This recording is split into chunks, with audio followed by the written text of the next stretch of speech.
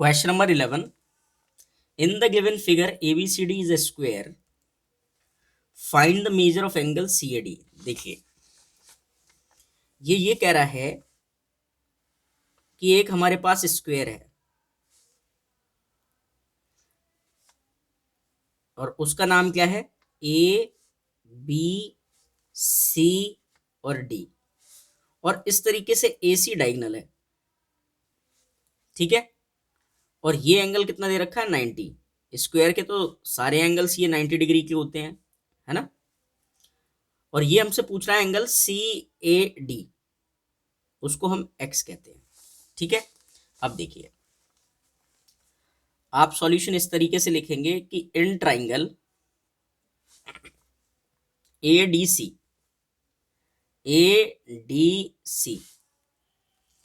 अच्छा, जितना AD होगा उतना ही CD होगा। मतलब ये AD कितना है, मान लो ये साइड जो भी होगी ना, उतनी ही साइड ये होगी। क्यों? क्योंकि स्क्वायर की सारी साइडें इक्वल होती हैं, ठीक है। तो अगर ये साइड इक्वल हैं तो जितना एंगल ये होगा, ठीक है, उतना ही एंगल ये होगा। मतलब अगर ये x है तो ये भी एंगल क्या होगा, x, ठीक है। मतलब एंगल जो CAD है वो इक्वल होगा एंगल ACD के, और हमने उसको क्या मान लिया है, x। समझ गए? ऐसा क्यों? ऐसा इसलिए कि angles opposite to equal side are equal. नहीं समझ में आया? देखो,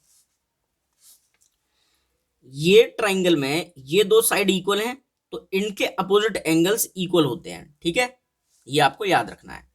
तो अगर ये x है तो ये भी x होगा, और ये कितना है, 90। तो आप मुझे बताओ, क्या angle A plus angle B, sorry, angle A plus angle C plus angle D कितना होगा? ट्राइंगल के तीनों एंगलों का सम कितना होता है? तो आप कहोगे 180 होता है ना। एंगल A क्या है, x। एंगल C कितना है, x।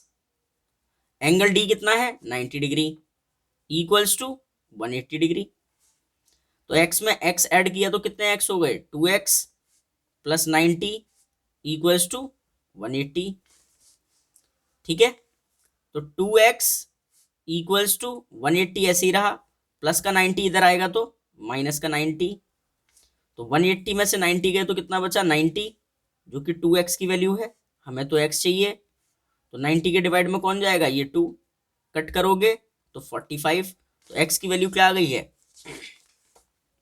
x की वैल्यू आ गई है 45। और x था क्या, x था एंगल CAD। यही पूछा था, यही हमारा आंसर है, ठीक है। आई होप आपको समझ में आया होगा। चलते हैं नेक्स्ट क्वेश्चन पर।